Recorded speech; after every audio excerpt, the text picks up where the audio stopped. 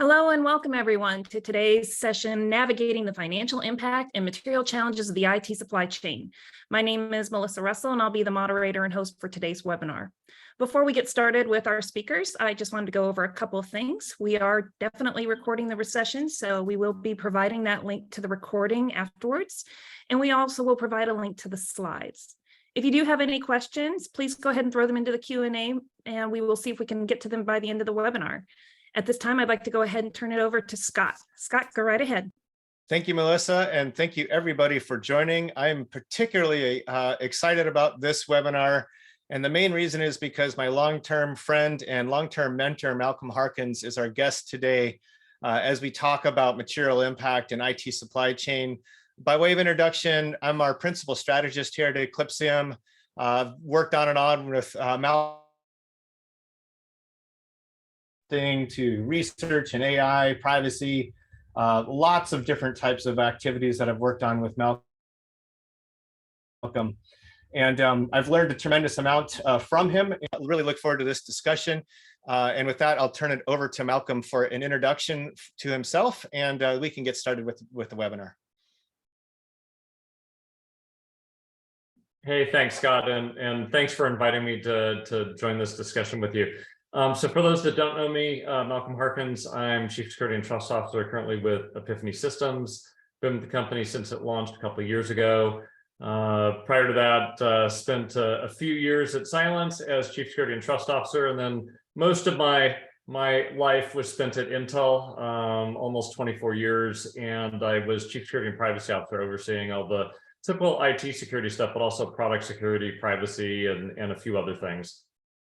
And Malcolm, before that, weren't you also CFO? No, I never made it that far in the finance side.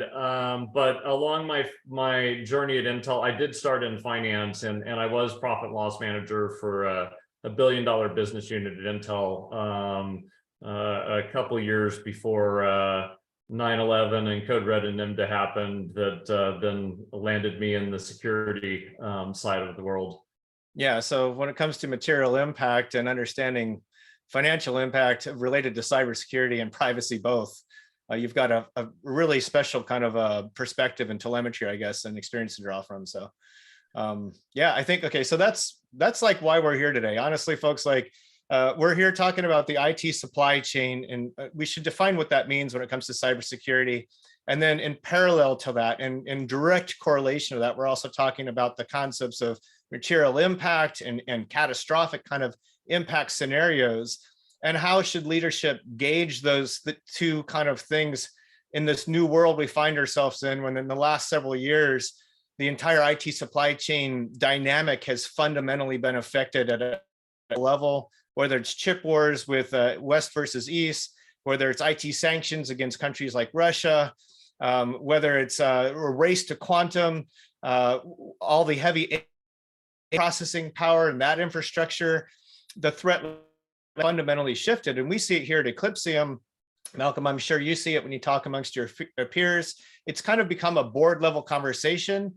Certainly it's a national level conversation with the executive order that's specifically addressing the IT supply chain and how vendors need to attest and make sure that their software is designed securely and shipped securely, as Jen Easterly might say and profess to be the case, but is very much not the case in the current environment we find ourselves in.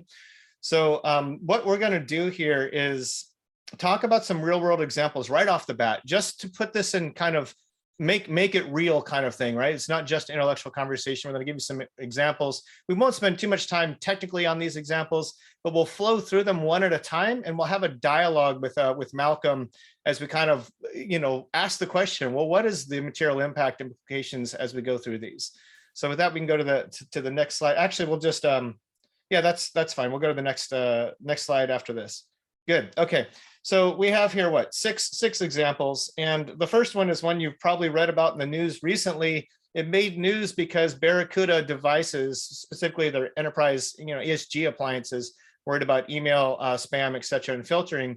There's such a bad vulnerability that's being exploited so pervasively that the vendor has actually recommended that customers remove the device, decommission the device. And as anybody can imagine, there's particular material impact scenarios there because this is your email security device filter system, a primary control, early line of defense for any organization. Malcolm, what do you think about that? I mean, you have a device that the vendor's telling you got to get rid of. Yeah, it's funny. I actually posted something on this earlier in the week. So you go back to my Intel days. I've always worried that there could be a vulnerability in hardware, whether it's a software component or an architectural design flaw that creates a vulnerability, that the only real mitigation would be a hardware replacement. And, whether that be at the silicon level, the processor, the memory component, the motherboard, or, the physical device or appliance.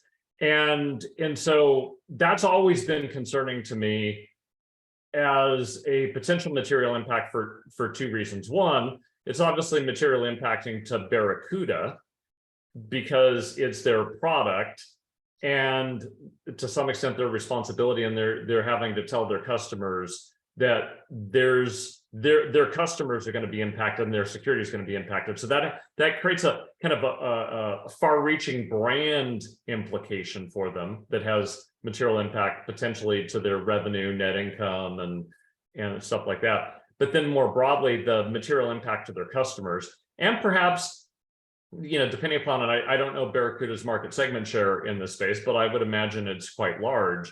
There's a societal implication across what I'll assume is tens of millions of email accounts that might now be exposed, or maybe have previously been exposed because of this vulnerability and weren't adequately protected. And so I think there's a bunch of different ways to consider the material impact, again, to Barracuda, to its customers. And then again, depending upon the email scenario, and we've all gotten the spams and we've all gotten the phishing. And if I don't know, but I'll just theorize that potentially that device would be compromised in a way that could propagate malicious mail, or, beyond just not stopping it, the implications could be pretty far reaching. Yeah, right. So, you actually make me want to pause here for the audience, because the conversation you and I had several months ago when you were first kind of cued to this material impact for us. What do we mean by material impact? Because a lot of people listening are cyber practitioners, cyber leaders, maybe CISOs. And while they might understand the layman's term of material impact, there's a specific aspect to that.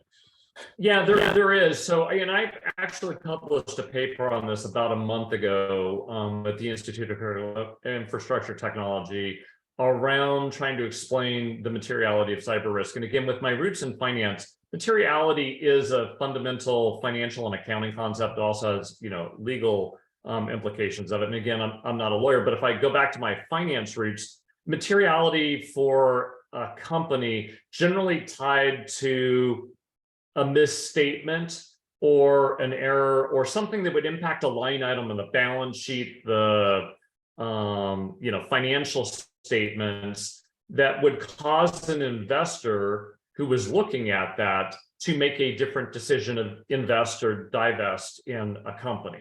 And so when you look at the balance sheet and you look at the financial statements, there's, again, two aspects of this. Materiality by nature, meaning regardless of the dollar amount, that line item is material itself. So any changes to it versus what the expectations were causes a potential material impact. And then there's materiality by impact itself.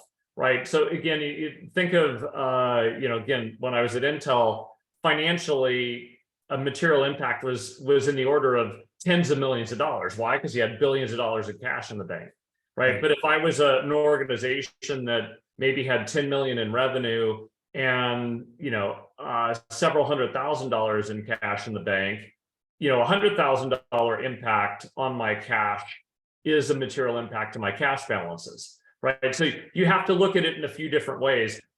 but that's fundamentally how you think about it. And then the question just becomes, how do you translate a cyber related risk and take that concept of materiality and start looking at line items in the balance sheet and to your customers and go, does this issue have a potential material impact that would cause an investor to make a different decision or be misinformed on the true state of the financial health of a business? Okay, so let's save some of this for the end of the conversation. We talk about who should be responsible, fiduciary duty, et cetera, because that's an easy slope we'll go down really fast. And I want to stay a little bit more structured for our own sake. So that frames it up for us perfectly. We go back to our examples. We covered Barracuda. I'm actually going to proactively, for sake of time and simplicity, combine the second bullet of MSI and the last bullet of AMI into one. And here's the gist, right? The TLDR here is that the ransomware actors have kind of summarily and very explicitly started targeting the IT supply chain itself, meaning those vendors and manufacturers and designers at the very top of the IT supply chain pyramid. Well, two of those vendors, AMI and MSI, both got hit by ransomware, different actors, different scenarios, but in the context of double extortion, apparently neither of them paid, and as a result, their data was leaked. Normally, we think about data leaked as privacy impact and maybe intellectual property impact, and certainly that's the case with these as well. But what makes this unique and relevant to us today is that what was leaked was not just that kind of data. It was what was leaked with things like source code, private signing keys to how these components flow down the supply chain, and even entire development frameworks for how this stuff is made, along with the vendor's tooling and special kind of functionality of tools in making stuff that starts at the top of the pyramid. And for those that aren't aware, AMI, for example, sits at the very top. There's not a server room in the world not running AMI code. MSI, people think of them as gaming manufacturers. But guess what? That first example, Barracuda, guess what motherboards are running? MSI, right? MSI motherboards. Who knew, right? What are the odds? For sake of conversation. So here you have the IT supply chain itself being targeted. You have source code being leaked, and guess what happens when that happens? Researchers and bad guys go to work and find serious vulnerabilities, just like the Eclipsium team did with their BMC&C vulnerabilities related to AMI on the bottom there. And the reason I bring these two examples up is because we talk about material impact already, but we also want to talk about catastrophic impact, which that certainly results in heavy material impact.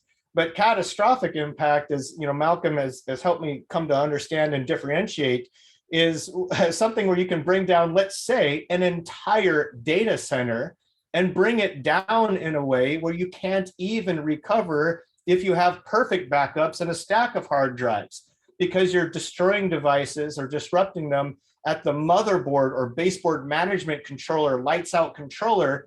And those BMCs actually end up being your last line of defense, ironically, where you would restore a system after it's been brought down. But if you bring down the BMC itself, you now have a bricked device that you can have. The only way to mitigate it is to re-procure dozens or hundreds or thousands of devices, which could be a catastrophic event. No, you're totally right, Scott. And that's something that even, again, well back in my Intel days, there was a conference called DIMES, Defense of the International Monetary Exchanges, that I helped put together with Mark Graff, who was running security at NASDAQ at the time. And, and again, you think of the world's financial exchanges. I assume they still do this today, but they were doing it a long time ago. They blindly accept every packet that comes from every other market exchange, right? So imagine you could get a malformed packet that has some weaponization built into it that could then reach in and do something like that and basically brick the data center. Well, again, think of the economic impact and the economic chaos that would occur. Heck, even if it's not a market exchange like that, if I was running a large financial institution that had one of the world's top 401k portfolios and trading platforms, I mean, we all have brokerages. pick any one of them. And something went into that heart of the data center and basically killed things at that firmware BIOS, chipset level. And the only way to recover it is a full hardware replacement.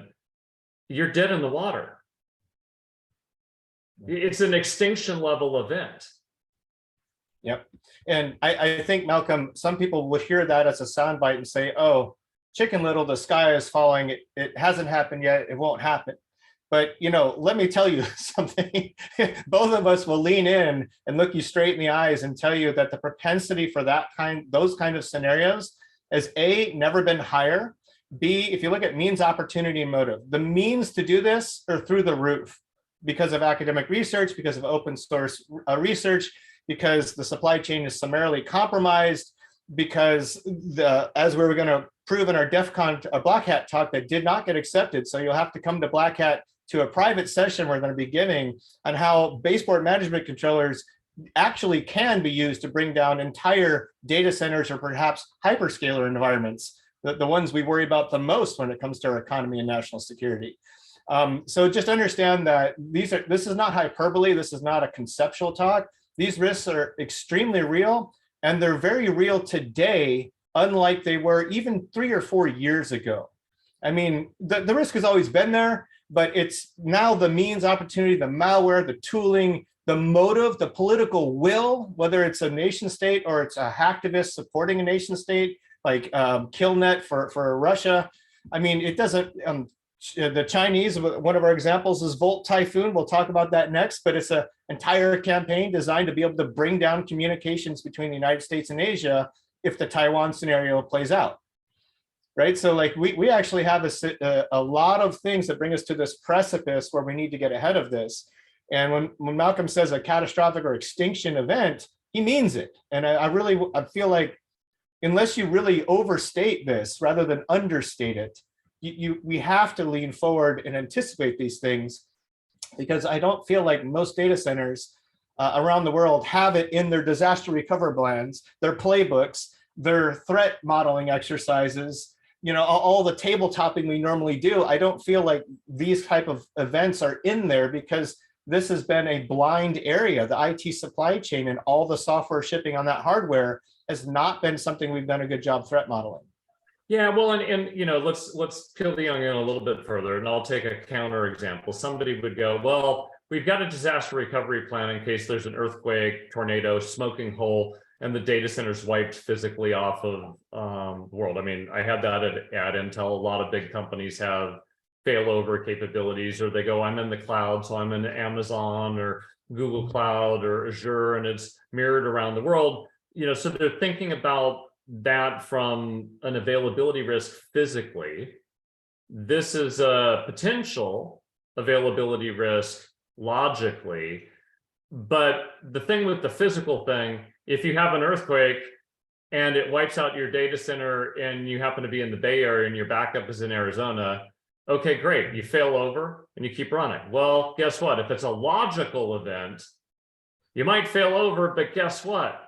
If their intent is to take you down, that logical event that hit your primary data center will likely hit your secondary data center. So you can't mitigate it with the same concept of just redundancy that we use. And then the other aspect of it, let's just assume that it's not a ransomware attack. Let's look at it as, I want to own that foundation so that I can play with the integrity of the system, because if I can own the integrity of the system, I can own the integrity of the business processes above it, right? And then walk your way up from the basement and the foundation into manipulating potentially transactions. Yeah, so it's funny, two things. One, we talk about zero trust all day long at the transaction level of verify before you trust every transaction. Yet, all that's based on this hilarious at this stage assumption, misguided assumption that if you don't, you can trust the steel, you can trust the memory, you can trust the root of trust itself for all of compute that lies at the firmware level, at the device level, that has access to the entire operating system and every single application on top of it, every single security third-party control you've layered on top of that operating system. You have the foundation of trust and omnipotence as an actor once you're on that steel level. I don't think most people kind of realize that. And the reason why I feel that way is because I've been doing this 25 years. And in the most important environments in the world, like DoD, NMCI, massive networks, satellite systems, and I never once in my entire career being responsible for that risk made the correct assumptions about that trust on the hardware level. I never did.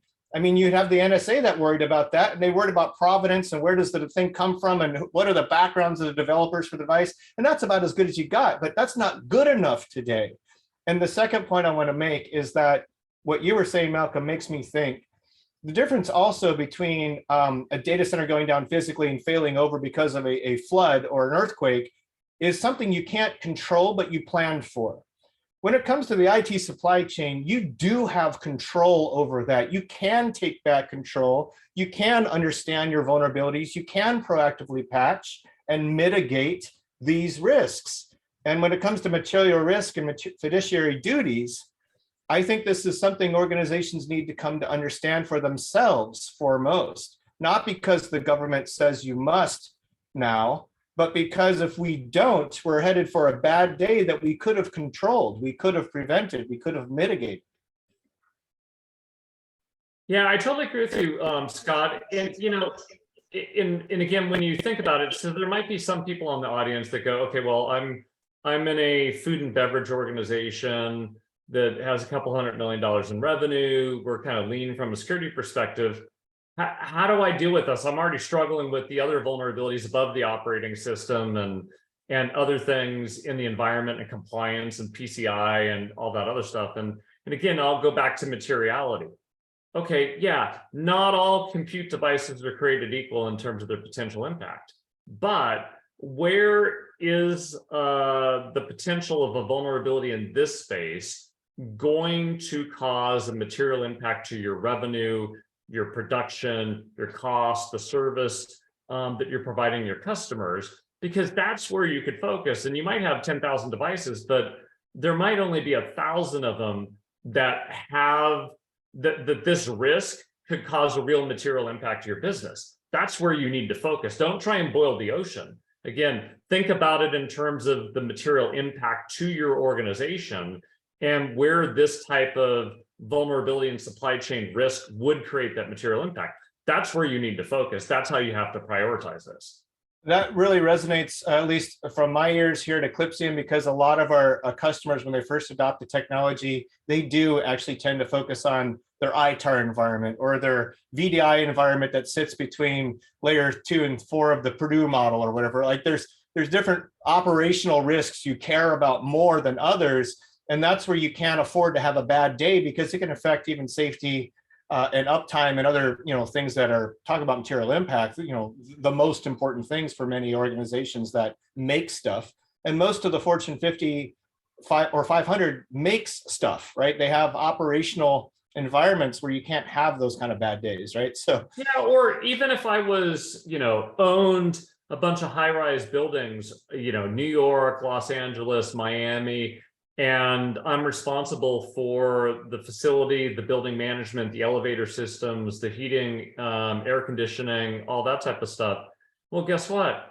If I own the handful of servers and PCs that are basically the building management system, and I own it at this level and I take it offline, guess what? The elevators probably won't function unless you have a physical way to take it off of a digitally controlled capability.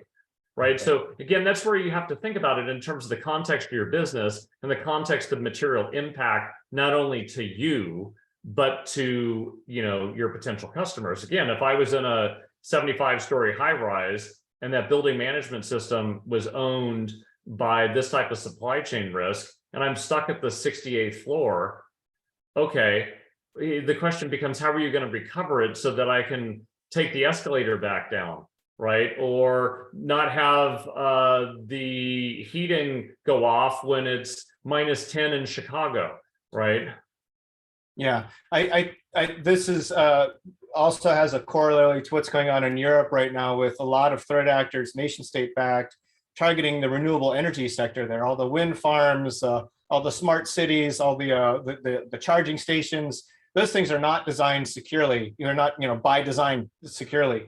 And the nation state actors are realizing there's so many vulns in the way that those products are made. So one thing for our listeners too, especially leadership, is I think a lot of folks don't, when you talk about IT supply chain risks, there are threats that are from the IT supply chain, backdoors, implants, counterfeits, stuff you took delivery of that was implanted along the way that arrives malicious, if you will, or with intent. And there are also threats to the supply chain. And those kind of break down into two categories in my mind. One is like the ransomware dynamic we talked about, where the IT supply chain vendors themselves are targeted, and the fallout from that is leaked source code, which results in massive impacts to data centers around the world, for example, right? Even just patching some of these VMC vulnerabilities is causing material impact because you're patching firmware, it's downtime, right? It's by definition, it's difficult and problematic. And then you look at the other aspect of it is the vulnerabilities that come out every single day in all these externally facing devices like firewalls, VPNs, load balancers, the stuff that this third example, and I'll just use this as a segue, Volt Typhoon is something everybody's been reading about, a likely campaign that's designed really to just disrupt our critical communications primarily. It's a singular campaign coming from the East so that when there's conflict with the East, they can sever communications so that no PSYOPs or none of that stuff can happen, and it breaks finances and shipping and trade all at once, right? So the problem with this is that the actors are taking the least passive of resistance with also the least ability to be attributed to the campaign, because they're not having to write a bunch of malware, they're living off the land. And part of that now looks like not just living off Microsoft's living off the land stuff, but rather targeting externally facing devices and commandeering the device at that device firmware operating system level. You have full remote code execution, you're living on a firewall or a VPN appliance. It's not the same as just having creds to that device. You have access to the entire enterprise at that point and most of the security stack. And you can do all the things you'd ever want to do to disrupt or destroy those environments once you have control of that edge device, that critical security control itself. And so, threats are both to and from the supply chain. And when I listen to Malcolm iterate in his mind of what would happen in a building management system, it's important to ask yourself all of those kind of threat vectors and scenarios, because if you're not framing this in a kind of multitude way, you're being blind to where threats come from, what are the motives, what are the likely scenarios for impact to occur in the first place, right? It's an interesting problem. We have this many-to-many structure when we talk about IT security supply chain threats, right? So Yeah. Very diverse. Yeah, totally agree with you, Scott. And again, I So- think it gets back to understanding context of your business and thinking about these things so that you can actually put an action plan together to manage and mitigate the risk. Yeah, that's right.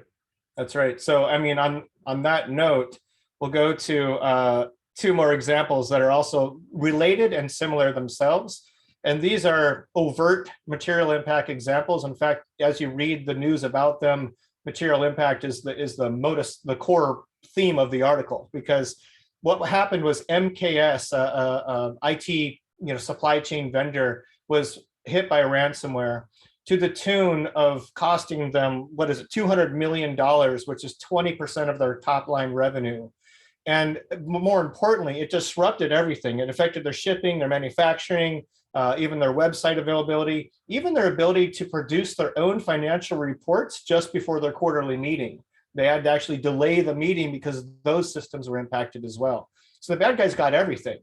And to get everything, understand that these actors that do this are looking for max leverage, and they're studying their business before they make their moves. They're not just finding themselves wantonly on devices and turning on the encryption for the payload. They're actually understanding business processes and maximum pain for the business in order to extract ransom.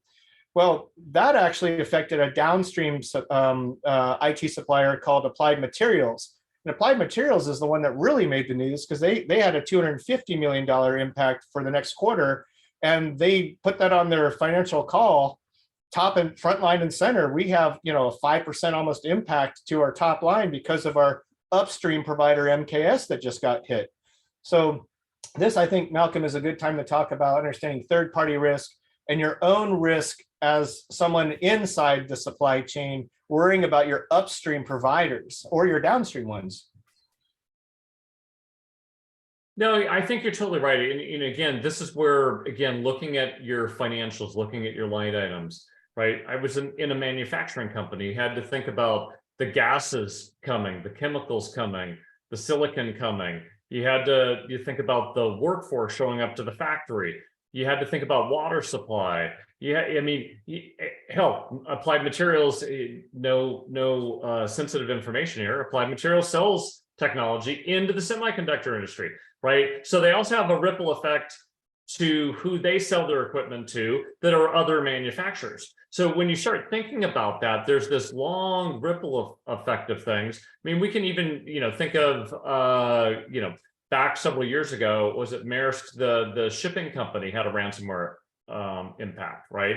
And I think, there was a thing that was like, again, $100-ish million, but there was an article that was written shortly there afterwards where somebody did more of a broader macroeconomic thing. And it was like a multi-billion-dollar macroeconomic impact. Because again, if I'm, in a shipping business and in my containers are food, goods, medicine, parts. Well, if that gets delayed, I've just rippled through a whole lot of other industry components. So my impact, if I'm in a supply chain, magnifies when you start looking at the impact to others. Again, that's where you get into these broader societal impacts that you need to think about. Now, the thing that always bothers me when we look at the ransomware side of things is, that availability risk and disruption is obvious. I can't ship, I don't get revenue and stuff like that. And as a security industry and as a response item, we deal with that acute pain, get it back online. We might look at the confidentiality side. Did they take any intellectual property or personal information?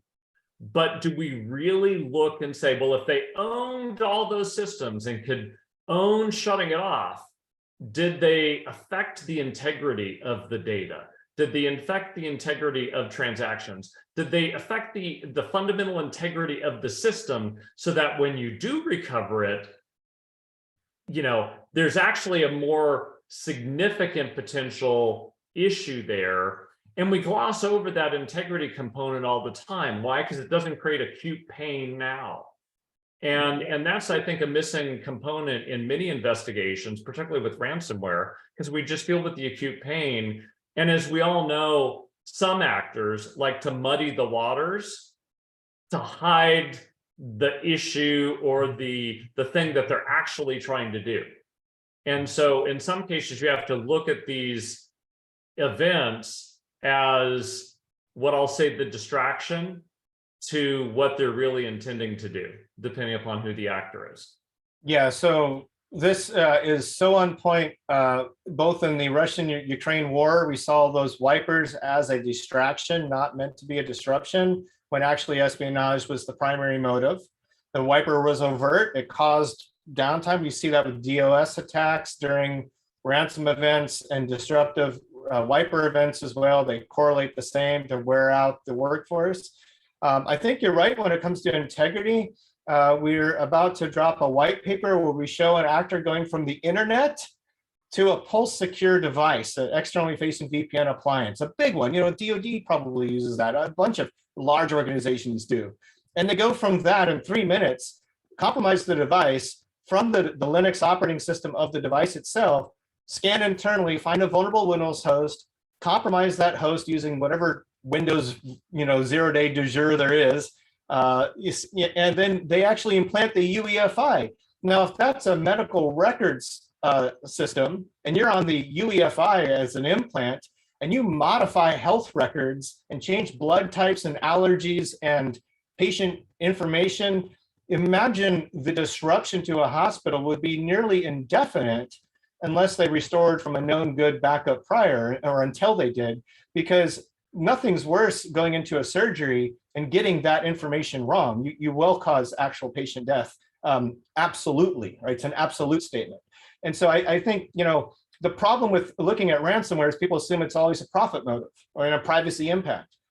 Nothing could be further from the truth these days. You have nation state actors, you have KillNet that overtly wants to target patients in the West to cause them physical harm, and overtly on Twitter talks about it and brags about it.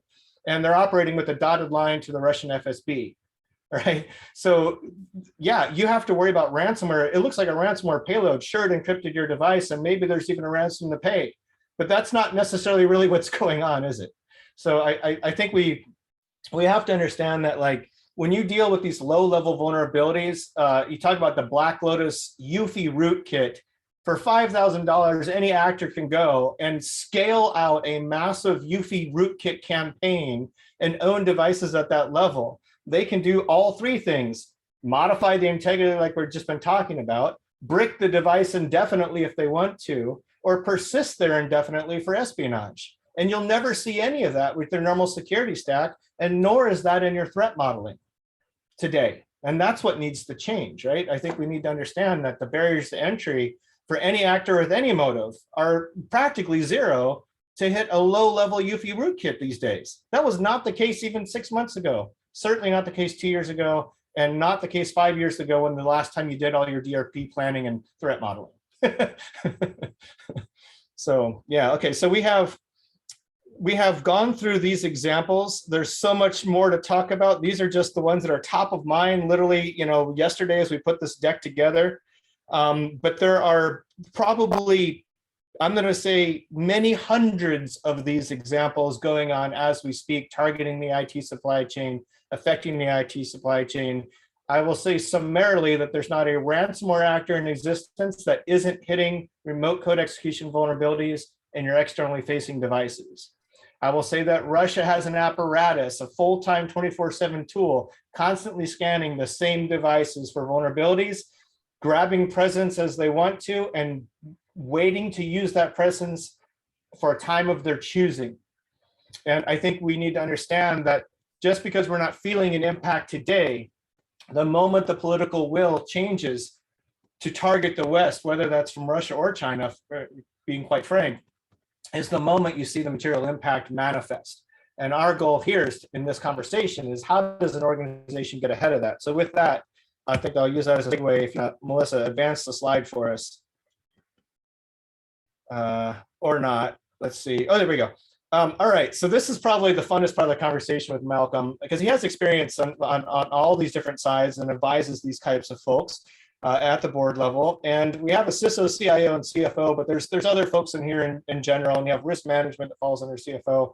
When you talk about material impacts tied to the IT supply chain threats that we've been talking about, how do you couch that, Malcolm? I mean, you can use an example. You just free flow your thoughts, because what we want to hear is what's inside your brain when it comes to understanding who should be responsible and why. Well, again, if you're a publicly traded company, there's this little law that was passed almost 20 years ago and implemented 20 years ago called Sarbanes-Oxley, right? So you have to have integrity in financial reporting and in its financial integrity, not only for your actuals, but your forward-looking statements. Well, okay, so now let's look at that and go, where then does cyber risk create those materiality concerns? And if the CFO and the executives who are signing off on that haven't properly understood and disclosed to the investors, that's a problem. Now, that's also one of the reasons why the SEC, I think this will be the third or fourth time coming up when they provide further clarity around the expectations, but there's proposed SEC rules that if you've had a material cyber event, you have to disclose it. Well, again, in the paper that I wrote that I published several weeks ago, when I was back at Intel, to my knowledge, I was the first CISO in a publicly traded company to disclose in my financial filings a cyber event. I believed under existing Sarbanes-Oxley law in 2010 when we did that I already had that obligation. And so on the one hand, the CFO has an accountability, so does the CEO and general counsel, to make sure these things are reported appropriately and accurately to their investors when a material event has occurred, but also in their forward-looking statements. Now, having said that, then you go, okay, well, CFO is responsible. Yeah, that's true.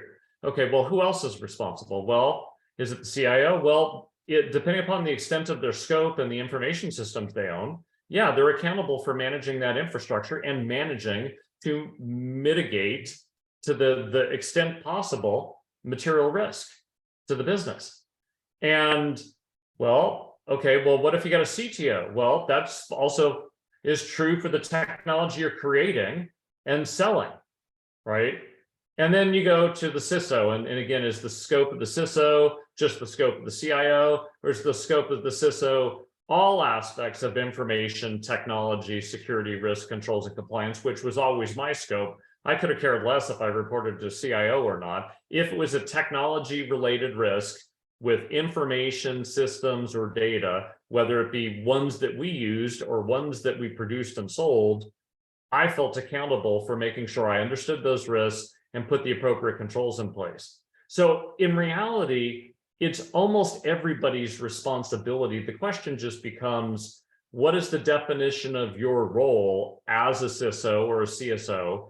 And what scope of responsibility do you have? And then within that, that should define, your responsibilities. And if you think there's been a material event or there's a material risk that is present, that you have not had the discussion with the CFO, the general counsel, and the board, you're not doing your job. Well, that's profound, because if you look back at SolarWinds, the event and the company itself and the leadership and the lawsuit that came out of that, and then actually one of the examples we just talked about, MKS is experiencing a class action lawsuit against them for the attack that they suffered. Now they're going to fight it. I read that they're going to fight it with everything they can, but at some point there has to be legal precedence for even the CEO, right, to have asked the right questions and challenge the leadership around them to account for things that can affect the company's existence, the company's ability to make things. Even a COO should probably be worrying about a lot of this IT supply chain threat in order to make sure that operations work and are there when you need them. I mean, I flew out to DC and had a conversation with some DoD folks. I'll leave it like that. But the thing I was harping on there is you got to make high confidence decisions as a leader in the military, and you got to know that when you hit the big red button, the thing works, right? And that's, we talk about like mutually assured destruction. Well, today the military suffers from mutually unassured destruction. They're not always sure when they hit the button or do the damn thing that the thing is going to do what it's supposed to do. When you add IT supply chain insecurity to that equation, you have this giant question mark. You have no visibility. You have no ability to gauge risk, quantifiably or qualifiably on a qualitative level. And you're sitting there left making a decision that's a really important one for a mission or a theater or whatever you're trying to do. And you can't make that decision with as much confidence as you want to. You're totally right. You're totally right. And Scott, one of the things that I've had this dialogue over the years, and one of the discussions that I have with them is, what's your design goal for your security program, right? What are you intending to achieve? And it always goes back to risk tolerance. My design goal at was no material or significant events. Bottom line, end of story. Everything we did was to assure ourselves to the best extent possible that no material or significant event caused by a technology or an information asset could harm the company. in a material fashion. Now, the reality though is you can't eliminate risk. We can't eliminate it physically. You could build a building to earthquake standards and still have an earthquake that's bigger, and you have destruction and harm. You could build a building withstand a hurricane, and there's a bigger one.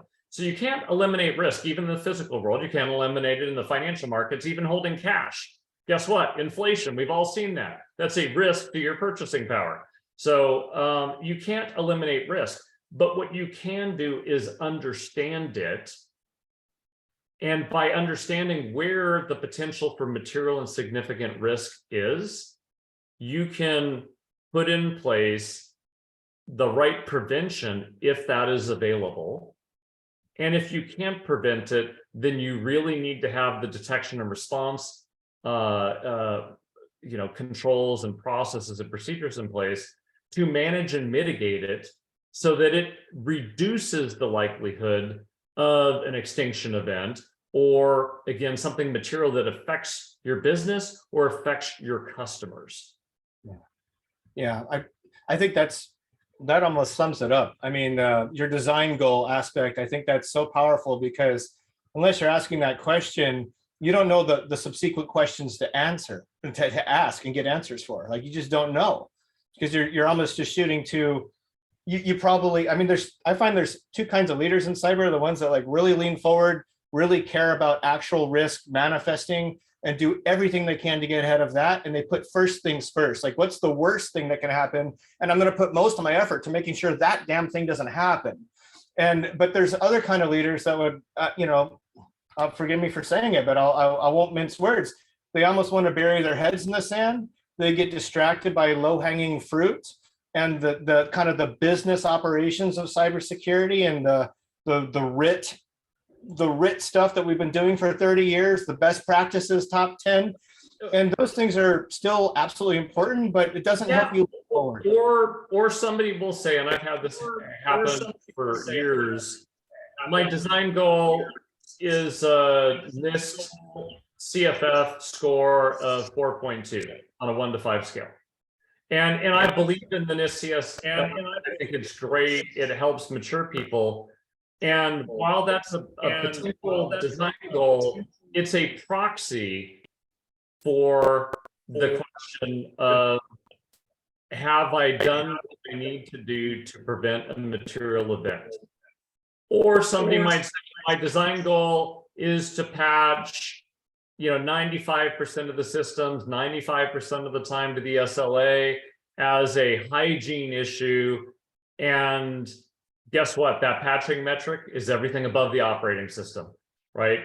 Not really what probably could or should need to be patched that's either below the operating system, or that remaining 1, 2, or 2% that you didn't patch that's really the device or the identity that's in an exploitable path to an oh shit moment that's creating a material event. So you really have to understand those attack paths. You have to understand where they exist. You have to understand at all layers, not just what is most obvious to you, where we've been doing vulnerability scanning and surface management issues for the past couple decades.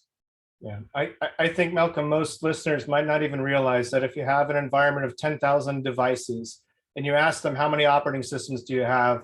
And their answer is, well, that's a trick question. I have 10,000. No, you probably have 100,000 operating systems and 10,000 devices. 90% of them you have no visibility for, and you've been blindly assuming the last 25 plus years that this code running on there is securely designed, doesn't have vulnerabilities, doesn't have implants, backdoors, and threats, isn't going to cause you harm, and you just procure these devices and take them in, and you worry about, like you said, the operating system and above. What has happened is the threat landscape, the threat actors, always taking the shortest path with the least amount of risk to themselves, have realized that the shortest path, the most effective path, the one with the least amount of attribution back to them, the one that gives them the greatest power and authority on the device, the one that allows them to accomplish any of their objectives best, is now the easiest path. and that is attacking the IT supply chain. Instead of Windows and EDR and AV and artificial intelligence and machine learning and SIM and SOAR and all the access controls and zero trust we've layered on top of that device, that's hard to get through. The bear's on your back. You will be discovered. You will have attribution as an actor doing that. But what you won't have is if you dive down underneath. And people don't understand, you can go from the operating system and a spear phishing email to a UEFI boot kit just as fast as you can go to a ransomware incident. And you won't see that first one. You know what I mean? Yeah, 1000%. And again, a lot of people over the years have go, well, I've got endpoint protection, I got a firewall, I've got all these, I've got email gateways and all that stuff. But you and I both know content, even in an email or on a website that's weaponized the right way, will bypass all those layers and could go straight into the firmware of the BIOS, and the system is owned. Why? Because all those things above the operating system are only looking for things that operate in the operating system or above, not below. And I think, you know, we're reaching our time, and I know you've got something right after this. So one thing I want people to understand is we promised them recommendations, and I'm just going to say mine really fast and then let you have the closing words.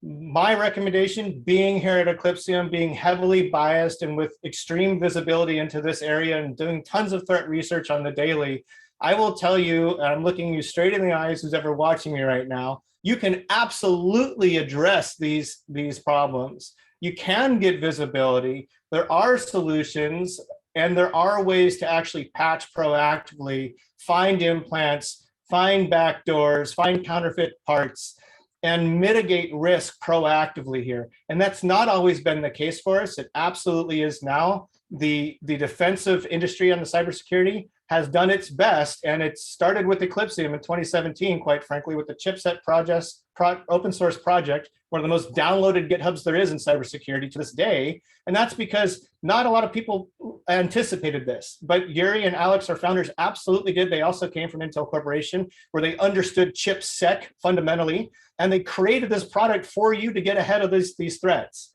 And it works. It's enterprise grade. It's amazing. I mean, I'm on a soapbox right now. I won't stop unless I make myself. So I'm going to, and turn it over to Malcolm with closing thoughts on recommendations and things people should be thinking about on getting ahead of it. Yeah, I think that the biggest one is don't try and boil the ocean. Figure out which devices, if compromised at this level, would cause material harm to your business or your customers. Start there. That fundamentally is your responsibility. And if you're not doing it, you're not doing your job. I love it. I love it. I love that you bring in the fact you're not doing your job. That's hard words to say, and it's hard words to hear, but here we are. It's 2023 and the world is fundamentally different.